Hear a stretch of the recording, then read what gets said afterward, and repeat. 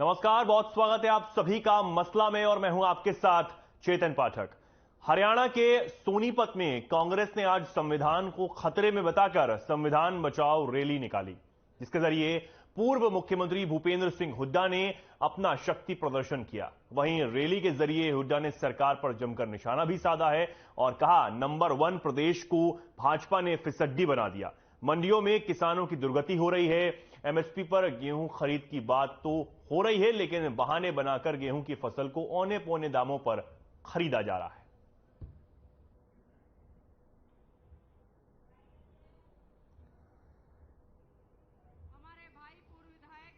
हमारा संविधान ऐसा है जो इस देश को बनाए रखेगा।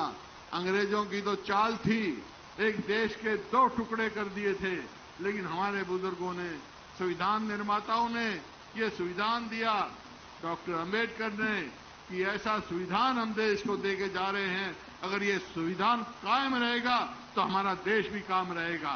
तो आज सवाल इस बात का हमारे सामने, आज ये सवाल खड़ा हुआ है, जो हालात हुई है देश में, ये हमारे सामने सवाल खड़ा हो गया है कि कुछ ताकतें इस संविधान को कमजोर करना चाहती। आज मैं एक बात कह के जा रहा हूं, मैं किसी का व्यक्तिगत विरोध कभी नहीं करता, लेकिन मैं अपने तजुर्बे से और अपने मन की बात आपको कह के जा रहा हूं। अगर हमारा संविधान नहीं रहा, संविधान कमजोर हो गया, तो देश भी नहीं रहेगा, ये परिस्थिति होगी। हम तक कितने राजे रजवाड़े इकट्ठे करके देश बनाया और संविधान बनाया। राहुल जी ने सारा इनको जो बेनकाब करने का काम किया 4000 किलोमीटर की यात्रा में, और जब ये पूछा इन बेईमानों का राज क्या है, वो 20,000 करोड़ किसके हैं, तो उनका भाषण ही डिलीट कर दिया। और एक संयोग ही नहीं था, वो एक समझा जानबूझ करके एक षड्यंत्र था, उसके तहत उनकी मेंबरशिप छीनी गई। उसके लिए आप लोगों को एकजुट होकर के राहुल गांधी जी के साथ, कांग्रेस पार्टी के साथ कंधे से कंधा मिला करके खड़ा होना है और इस सरकार को उखाड़ करके फेंकना है।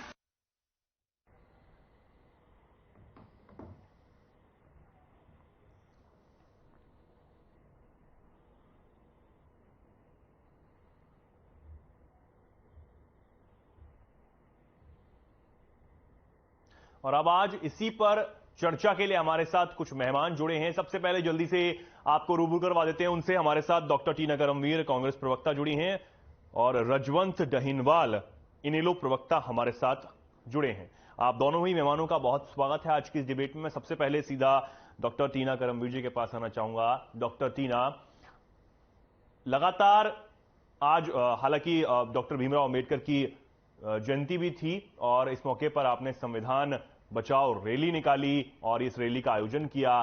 सबसे पहले तो क्या उद्देश्य इसके पीछे है मुख्य, हालांकि ये सब पता ही है, लेकिन फिर भी आप एक बार बता दीजिए। और उसके बाद क्या ये 2024 के लिए भी आप इसके जरिए राह बना रहे हैं? सबसे पहले तो मैं आपके दर्शकों को आज राष्ट्र निर्माता भारत भीमराव अम्बेडकर की जयंती पर सभी को शुभकामनाएं, बधाई देना चाहती हूं और बताना चाहती हूं कि जिस तरीके से आज जो ये रैली हुई है संविधान बचाओ, जो ये इसके पीछे कारण एक ये भी रहा है कि जिस तरीके से आप भारत के अंदर देखेंगे, जिस तरीके से आजाद भारत में संविधान को जिस तरीके से कुचला जा रहा है, उसी को लेकर ये रैली की गई थी।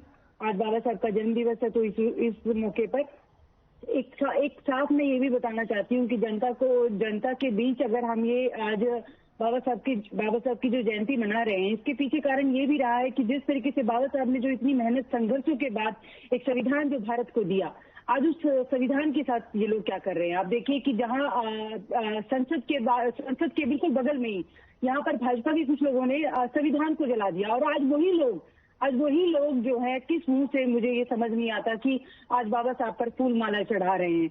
ये रोक नहीं पाए, ये संसद ना उनको जेल हुई ना कुछ। और भाजपा और आरएसएस के लोग जिस तरीके से संविधान को, ये तो इनडायरेक्ट हुआ कि आप उसकी कॉपी जला रहे हैं, लेकिन आप डायरेक्ट भी जला रहे हैं कि किस तरीके से एक्ट को जिस तरीके से पंगु बनाया गया, रिजर्वेशन जिस तरीके से खत्म कर दिया गया और जिस तरीके से निजीकरण जानबूझकर किया जा रहा है, आरक्षण को किस तरीके से, तो आरक्षण बहुत कम मिल रहा है, ऊपर से निजीकरण जिस तरीके से बढ़ रहा है, ये भी एक कारण रहा है। और दूसरा मैं बताना चाहती हूँ कि जिस तरीके से हरियाणा की अगर मैं बात करूं तो हरियाणा के अंदर जिस तरीके से महंगाई बढ़ रही है, बेरोजगारी बढ़ रही है, जिस तरीके से हुड्डा जी ने कहा भी कि एक ऐसा नंबर 1 राज्य था, आज वो फिसड्डी बन गया। इसके पीछे कारण बहुत सारे हैं। भाजपा जजपा ने मिलकर जिस तरीके से इस प्रदेश को कर्ज में, लाखों करोड़ कर्ज में डुबा दिया है, वो कर्ज अब आने वाली सरकारें उसको कैसे उस कर्ज से मुक्त होंगी, ये भी अपने आप में बड़ा सवाल है। और जिस राज्य में खिलाड़ी नंबर 1 रहे, आज उस प्रदेश के खिलाड़ियों का भी क्या हाल है। इस प्रदेश के अंदर अगर बात करें महंगाई को लेकर, ये कहते हैं कि नहीं हमारे यहाँ तो महंगाई नहीं है। आप सिलेंडर होली के समय देखिए 50 रुपए सिलेंडर के जिस तरीके से दाम में बढ़ोतरी हुई, तो ये एक अपने आप में बहुत ही विडंबनापूर्ण है। जिस तरीके से प्रदेश की हालत, जिसे कहें कि इतनी खस्ता हालत हो चुकी है इस प्रदेश की कि लोगों को अब सच में शर्म महसूस हो रही है। एक समय में देश के प्रधानमंत्री शर्म महसूस हो रही थी भारत का कहने पर, आज हम लोगों को भी शर्म महसूस होती है कि हम हरियाणा प्रदेश से संबंध रखते हैं, क्योंकि इस हरियाणा प्रदेश के अंदर जहां नंबर 1 था, आज इस हरियाणा को भाजपा जजपा ने मिलकर क्या फिसड्डी बना दिया। जी ठीक है। रजवंत जैनवाल जी भी हमारे साथ हैं। रजवंत जी, क्या आप भी मानते हैं संविधान खतरे में है और उसे दबाया जा रहा है, कुचला जा रहा है? नहीं, ये चीज आज चलो आपने ये पूछ लिया, ये चीज तो शुरुआत से जो बीजेपी जब भी संविधान के बारे में बात करती है, संविधान को केवल एक इन्होंने पुस्तक मात्र समझा हुआ है। उसके लिए फौज के साथ इनके फोटो खिंचवा लेंगे, उनको नमन करते हुए भी फोटो आ जाएगी, इसके अलावा उसमें अमल करना है बस की बात नहीं है, और ना ही ये करना चाहते। कहीं ना कहीं इसमें जो अमेंडमेंट करते हैं, वो अमेंडमेंट करने का भी इनका एक तरीका इस हिसाब का है कि उस जो संविधान में जो बाबा साहब डॉक्टर भीमराव अम्बेडकर को आज हम नमन कर रहे हैं, और उस नमन के उस दिन भी अगर संविधान के बारे में इस प्रकार की बातें की जाए, जहां पर हम ये आज चर्चा कर रहे हैं कि बाबा साहब के संविधान को इस प्रकार से खंडित करने का काम भारतीय जनता पार्टी ने किया, जो बार बार ये कहते हैं कि हम लोकतंत्र को, जैसे चौधरी देवीलाल भी कहते थे कि लोकराज से चलता है, तो वो लाज तो इनमें है नहीं। और जो संविधान, अगर देश चलेगा तो संविधान से चलेगा ना, लेकिन आज संविधान की कहीं ना कहीं अनदेखी जो करते हैं। और जहां पर कांग्रेस की अगर बात करें तो कांग्रेस जो संविधान बचाओ की जो बात अब कर रहे हैं, शायद ये भी लेट हो गए इसमें, शायद इनको चुनाव के नजदीक आने पर इनको संविधान भी नजर आया है।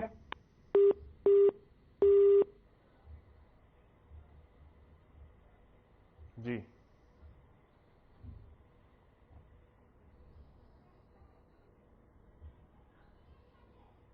ठीक है, ठीक है। हमारे साथ प्रोफेसर विदु रावल भी जुड़ चुके हैं। विदु रावल जी, बहुत स्वागत है आपका भी। अभी हम लोग कांग्रेस से बात कर रहे थे, कांग्रेस प्रवक्ता भी हमारे साथ जुड़े हैं और साथ ही साथ इनेलो प्रवक्ता भी जुड़े हैं। दोनों ही बता रहे हैं कि संविधान खतरे में है, और कांग्रेस की तो आज संविधान बचाओ रैली भी हुई, और जो पूर्व मुख्यमंत्री भूपेंद्र सिंह हुड्डा है, उन्होंने सरकार पर जमकर निशाना भी साधा है। क्या आपकी प्रतिक्रिया है इस पर? और लगातार, क्योंकि ये बात कही जा रही है कि चाहे वो ईडी हो, चाहे वो सीबीआई हो, तमाम जो एजेंसियां हैं उनका दुरुपयोग करके जो सरकार है वो विपक्ष को दबा रही है और संविधान को तो खतरे में डाल ही दिया है। चोर मचाए शोर का उत्कृष्ट उदाहरण है। पहले चोरी करेंगे, फिर जब चोरी पकड़ने के लिए एजेंसी आएंगी तो बहानेबाजी करेंगे। पहली बात तो ये कि इस देश का संविधान का अपमान तब हुआ था जब संविधान के निर्माता के खिलाफ राजनीतिक षड्यंत्र रचाकर किस प्रकार पंडित नेहरू ने उनको चुनाव हरवाया था। हर कोई जानता है कि उनकी राजनीतिक तौर पर जिस प्रकार से उनको उनकी हत्या करने का, राजनीतिक हत्या करने का प्रयास जो है पंडित नेहरू जी ने जिस प्रकार से किया था, उनको चुनाव हरवाकर सारा विपक्ष सबको लामबंद करके एक कैंडिडेट देकर जानबूझकर बाबा साहब अम्बेडकर को चुनाव हरवाकर उनकी राजनीतिक यात्रा खत्म की थी। उसके बाद किस प्रकार से उनकी राज्यसभा में आने के रास्ते जो है कांग्रेस ने बंद किए थे। थोड़ा इतिहास पढ़कर आएंगे तो समझ आएगा इनको, बिना इतिहास पढ़े यहाँ पर रट्टा मारकर आ जाने से काम नहीं चलता। दूसरी बात, ये बीच में मत बोलिए, बीच में बोखलागे ना, देखा चोर की दाढ़ी में तिनके का उत्कृष्ट उदाहरण है। ठीक, अब दूसरी बात, अब सुनिए, संविधान की हत्या तब हुई जब संविधान से निर्मित सरकारों को कांग्रेस जो है एक बार नहीं, 2 बार नहीं, 10 बार नहीं, 50 बार नहीं, 100 बार जो है धारा 356 का दुरुपयोग करके जनता द्वारा चुनी हुई सरकारों को ये घेर दिया करते थे जनता किसी को चुनती थी, ये सरकारों को ही घेर दिया करते थे। हरियाणा के साथ भी ऐसा इन्होंने 3 बार किया है। तो 100 बार जो है संविधान की हत्या तो तब की इन लोगों ने। संविधान की हत्या तो तब की जब लिखित तौर पर 25 जून 1975 को इस देश के संविधान को सस्पेंड कर दिया। बोला बाबा साहब अंबेडकर का संविधान ले जाओ। संविधान को सस्पेंड कर देश पर Misa, maintenance of internal security act लगाकर पूरे देश के पूरे विपक्ष को जेल में ठूस दिया और न्यायालयों के ऊपर ताला लगा दिया। संविधान की पुस्तक को संदूक में बंद करके ऊपर लगा दिया। 19 महीने तक इंदिरा गांधी जी ने संविधान की हत्या तो तब हुई थी। संविधान की हत्या तब होती है जब संविधान के अनुरूप, फिर मैं बीच में बोल रहा था क्या? कोई तकलीफ में है क्या? ठीक है डॉक्टर टीना, आप अपनी बारी में बोलिएगा। अपनी बारी में बोलिएगा ना। ठीक है, विदुरावल जी बात पूरी कीजिए जल्दी अपनी। जी, तो संविधान का यहाँ रट्टा लगाकर ये बेवकूफ बनाने का प्रयास करते हैं। संविधान के विरोधी हैं, बाबा साहब अंबेडकर के विरोधी हैं लोग। कैसे? राहुल गांधी जी को संविधान के अनुरूप, देश के संविधान और देश के कानून के अनुरूप सजा मिलती है और ये लोग कोर्ट जो कोर्ट है, न्यायालय है, उनके फैसलों के विरुद्ध जो है जाकर प्रदर्शन करते हैं। कोर्ट के फैसले को नहीं मानेंगे, देश के संविधान को नहीं मानेंगे। ले लिया क्या बंगला? ले लिया उनसे? किसने क्या बोलते हैं? आ रहा हूँ डॉक्टर, आपके पास आ रहा हूँ। बात पूरी, फेवर में है, आप उनको जल्दी बात पूरी कीजिए अपनी 20 सेकंड में, उसके बाद हम आगे छोटे मोटे लालच देते रहिए। किसको? राहुल गांधी को लालच छोटे मोटे दे, टॉफी देता है कोई राहुल गांधी को? टॉफी गुलाम आजाद की बात कर रही हूँ। अरे भाई मैं उसकी भी बात करेंगे डॉक्टर टीना, 1 मिनट बात पूरी हो जाने दीजिए, मैं आ रहा हूँ आपके पास। जी, तो कुछ नहीं, वो अपना रटा भाषण सुनाते हैं, उनकी पार्टी उनको समय नहीं देती, इसलिए वो डिबेट में आके भाषण देते हैं। इसके अलावा कुछ नहीं। आप अपनी पार्टी को बोलिए, थोड़ी जगह दें आपको बोलने के लिए वहाँ पर, ताकि आप यहाँ डिबेट में ऐसे बात किसी की नहीं हो पाएगी, ना आपकी बात पूरी हो पाएगी, ना उनकी बात पूरी हो पाएगी, और मेरा भी ऐसे बैठने का कोई मतलब नहीं है। बात पूरी होने दें, 20 सेकंड में सर बात पूरी करिए आपने, फिर आगे बढ़ते हैं जल्दी। विदुरावल जी, पार्टी ने छोटी सी आयु में मुझे बहुत सम्मान दे दिया है। आपको कहीं पुश्ते लगेंगे उस सम्मान तक पहुंचने के लिए जितना मुझे सम्मान मेरी पार्टी ने दिया, उसके कृतज्ञ हूं। लेकिन विषय पर आते हैं सीधा और ये बताते हैं कि किस प्रकार माँ और बेटा जो दोनों जमानत पर बाहर है, दोनों चोर, दोनों जमानत पर बाहर, यहाँ पर आकर प्रोपराइटी की बात करते हैं, बाबा साहब का अपमान करते हैं। चेतन जी, आपने बहुत अच्छी डिबेट रखी है आज, ये आपको बधाई देता हूं मैं। इस देश के संविधान पर सबसे बड़ा कुठाराघात किसने किया था? इस लोकतंत्र पर सबसे बड़ा कुठाराघात किसने किया था? जब 15 में से 13 मत सरदार वल्लभ भाई पटेल को इस देश का प्रधानमंत्री बनाने के लिए थे, लेकिन उस आदमी को ठीक है विदुरावल जी, लौटता हूं मैं आपके पास। चेतन जी, बात ही पूरी नहीं हुई, आप बात तो सुनिए, कितनी इंटरेस्टिंग बात बता रहा हूं। 15 में से 13 लोग सरदार वल्लभ भाई पटेल को इस देश का प्रधानमंत्री बना रहे थे, लेकिन अंत में देश का प्रधानमंत्री कौन बना? जिसको 15 में से एक भी वोट नहीं मिला था। राजीव गांधी भी वोट नहीं मिला। पंडित नेहरू, सबसे बड़ा संविधान की हत्या तब हुई थी। ठीक है विदुरावल जी, लौटता हूं मैं आपके पास। जी डॉक्टर टीना, अब आप कुछ बोल रही थी डॉक्टर टीना, और आप ठीक है विदुरावल जी, लौटता हूं मैं आपके पास, लौटता हूं, आता हूं मैं आपके पास। बात तो पूरी हो जाए ना, इनको मैं आता हूं आपके पास, इसके बाद आप बात पूरी कीजिएगा। खत्म हो गया आपके समय आपने आज एक रैली रखी। ठीक है डॉक्टर टीना, आप किस बारे में बात कर रही थी? गुलाम नबी आजाद की आप बात कर रही थी जी? क्या आपने बोला था? देखिए, गुलाम नबी आजाद 50 साल तक कांग्रेसी रहे हैं। विदुरावल जी, मैं आता हूं आपके पास, अब उनकी भी तो बात सुन लेते हैं। नहीं, ये गुलाम नबी आजाद 50 साल तक कांग्रेस में रहे हैं। ये 5 साल की कांग्रेस थी। गुलाम नबी आजाद जो 50 साल का कांग्रेसी है, उस पर टिप्पणी कर रहे हैं। इस बात को नोट करने की बात यह है कि ये लोग जो नए इस प्रकार कहा जाता है, नया मुद्दा बचने के लिए है, उसी प्रकार से ज्यादा नमाज पढ़ता है, उसी प्रकार से आप ही बोल लीजिए, तो आप ही बोल लीजिए। हाँ, मैं बोल ही रहा हूँ, आप ही डिबेट कर लीजिए। मैं बोल ही रहा हूँ। तो जो नए कांग्रेसी हैं, ये नए कांग्रेसी आकर गुलाम नबी आजाद पर टिप्पणी करेंगे। गुलाम नबी आजाद ने इंदिरा गांधी के साथ, विदुरावल जी बात आपकी पूरी हो गई, के साथ काम किया है। राजीव गांधी, गुलाम नबी आजाद पे हम उनसे भी सवाल ले लेते हैं, काम किया, फिर उसके बाद आप जवाब दीजिएगा। भाजपा और प्रोफेसर इस परिवार के सबसे वफादार। देखिए रजवन जी भी कुछ बोलना चाह रहे हैं।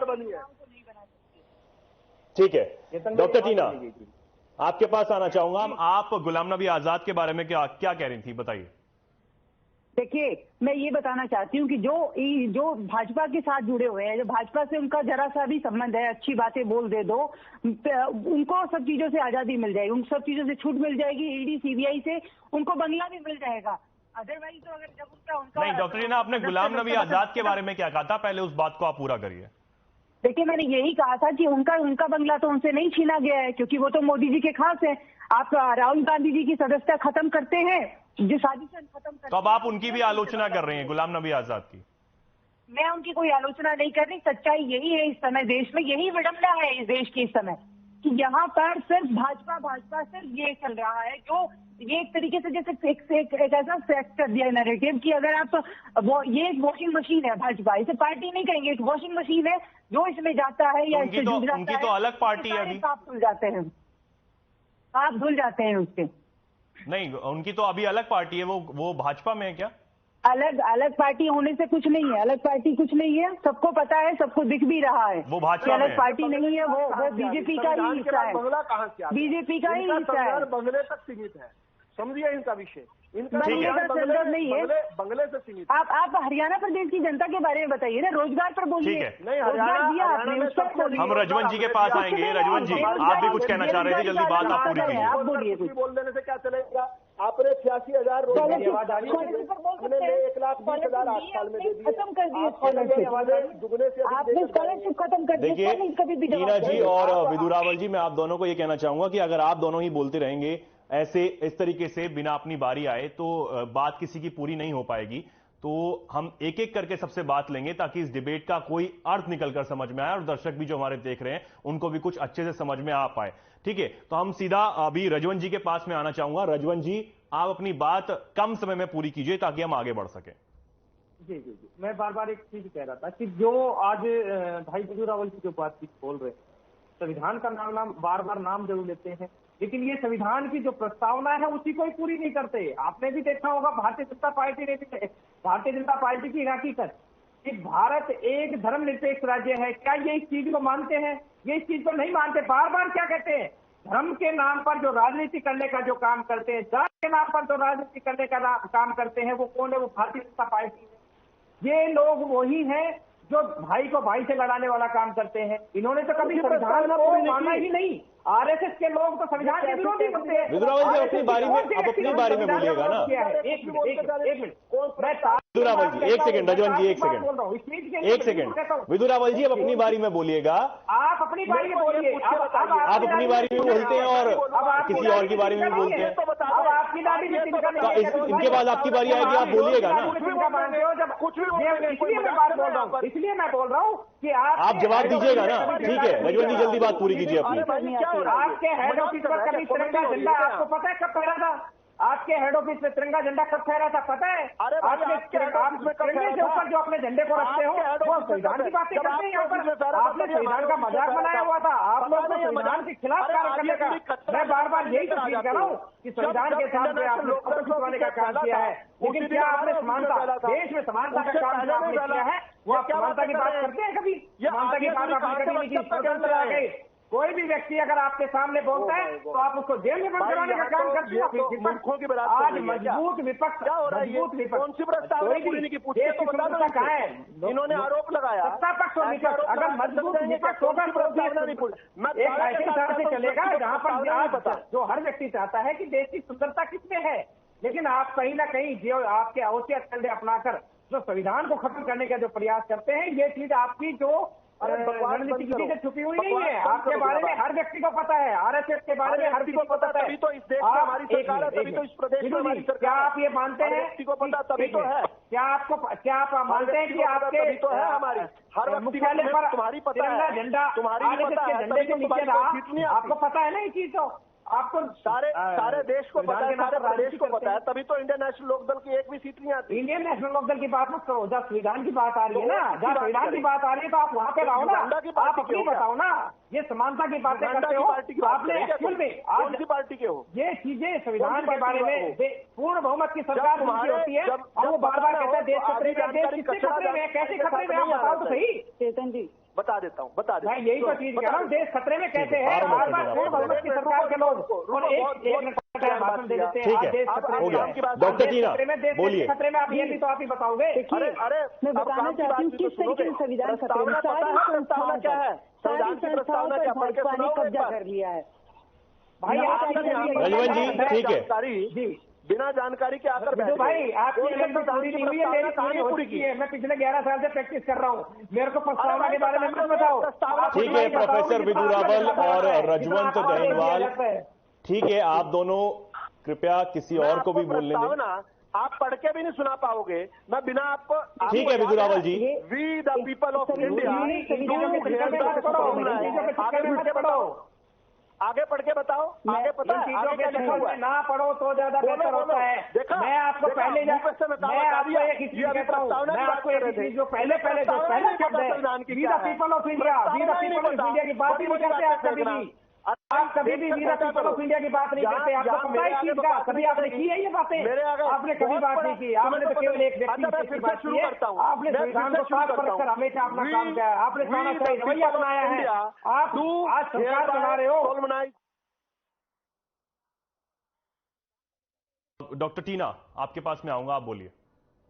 देखिए, एक तो मैं ये कहना चाहती हूँ कि ये अहंकारी सरकार है भाजपा, जिस तरीके से इनके प्रवक्ता भी टीवी डिबेट्स में आके एक अहंकार दिखाते हैं, वही मुख्यमंत्री भी इतना ही अहंकार दिखाते हैं। मुख्यमंत्री जज के बारे में क्या बोलते हैं, सारी वो जनसंवाद के अंदर सबको दिखाई दे रहा था, क्या उनका माथा ठीक कर देंगे। तो ये अहंकारी सरकार है, इसीलिए जानबूझकर विपक्ष के नेताओं को बार बार कहते हैं कि एक है, दो है। अरे आप कितने हैं? आप तो 9 साल हो गए आपको। आपने क्या किया है प्रदेश के लिए, या इस केंद्र सरकार ने क्या किया है? कुछ भी नहीं किया, कोई ऐसा काम नहीं किया कि जिससे हम इनकी वाहवाही करें। ऐसा नहीं है कि हमें कोई शौक है इनकी आलोचना। जिस तरीके से आप देखिए, सारी संस्थाओं पे कब्जा कर लिया इन्होंने, मीडिया से लेकर न्यायपालिका, हर जगह इन्होंने एक तरीके से जानबूझ के, ईडी, सीबीआई, सब पर एक मीडिया कैसे? मीडिया आपने मीडिया का नाम लिया, मीडिया कैसे बोला? देखिए, किस मैं विभाग में इसलिए बोल रही हूँ कि जिस तरीके से आप एडवर्टाइजमेंट देख लीजिए, आप एक बात बताइए कि कितनी ऐसी रैली है जिसको सिर्फ मेन स्ट्रीम मीडिया के द्वारा कवर किया जाता है? कोई रैली नहीं, क्योंकि मीडिया को भी इन्होंने इस तरीके से, भारत जोड़ो यात्रा को नहीं किया मीडिया ने कवर। मैम देखिए, भारत जोड़ो यात्रा को कितना किया, जितना करना चाहिए था कितना किया, और जितना किया आपने बोला कि नहीं किया जाता। नहीं, जिस तरीके से विपक्ष के नेताओं को जो काम कर रहे हैं, जो यात्रा कर रहे हैं, क्या उनको कवर किया गया? तो ये नहीं किया गया। इसी वजह से हम लोग बार बार ये सवाल उठाते हैं कि जिस तरीके से सारी संस्थाओं पर, आप बताइए कि किसे कवर नहीं किया गया, मीडिया ने किसे कवर नहीं किया? देखिए, मैं मीडिया की बात नहीं कर रही हूँ, मैं सारी संस्थाओं की बात कर रही हूँ। आपने अगर मीडिया की बात की तो मैं भी तो यही पूछना चाहूंगा ना कि आपने किस बिहाफ पे ये बात की है कि कवर नहीं कर रही है विपक्ष को? विपक्ष का ये मैं नहीं कह रही, ये तो फ्रीडम स्पीच के इस पर बार बार आप इंडेक्स को उठाकर देख लीजिए किस तरीके से भारत का, क्या कहते हैं, जो एक रैंकिंग है। हम इंडेक्स की अगर बात की जाए तो हैप्पीनेस इंडेक्स भी आती है, उसमें पाकिस्तान का नाम हमारे से ऊपर होता है। पाकिस्तान की हालत आपने देखी है? देखिए, तो आप क्या कहना चाहते हैं कि डाटा फेक होता है? ऐसा नहीं, डाटा फेक की मैंने बात नहीं की, मैंने एक बार ये नहीं बोला। मैंने बात की है कि पाकिस्तान की आप हालत देख रहे हैं ना इस वक्त, क्या है? तो देखिए, ये ग्लोबल हंगर इंडेक्स में भारत की स्थिति क्या है? 107वें स्थान पर किसकी देन है? 9 साल से तो ये बैठे हैं ना। पप्पू की पार्टी के नहीं होगी ग्लोबल हंगर इंडेक्स में कभी कोई बात नहीं होती है। क्यों नहीं होती है? करनी चाहिए ना, इस इश्यू को उठाना चाहिए, इस इश्यू को उठाना चाहिए जो देश के अंदर ऐसी स्थिति बन गई है। मैं तो अब रिकमेंड करूंगा इन सारे कांग्रेसियों को पागल खाने में इलाज करवाना चाहिए। मुझे लगता है इन्हें जानकारी तो करवाना चाहिए, अपना पागल खाने का इलाज करवाना चाहिए इन लोगों को। आप सभी मेहमानों का बहुत धन्यवाद हमारे साथ आज की इस महत्वपूर्ण डिबेट में जुड़ने के लिए। तो फिलहाल के लिए इस खास कार्यक्रम में इतना ही। नमस्कार।